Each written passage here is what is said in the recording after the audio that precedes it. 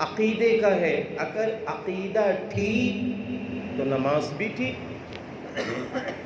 عقیدہ ٹھیک روزے بھی ٹھیک، عقیدہ ٹھیک حج بھی ٹھیک، عقیدہ ٹھیک ماں باپ کی خدمت بھی ٹھیک، عقیدہ ٹھیک ہمارے سارے اعمال ٹھیک.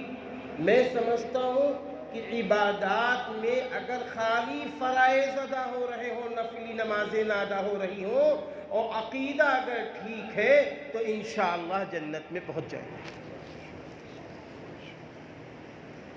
اور اگر عقیدے میں بگاڑ ہے تو بھائی اللہ تعالیٰ نے صاف صاف فرما دیا ہے، ان اللہ لا یغفر ان یشرک بہ ویغفر ما دون ذلک لمن یشاء.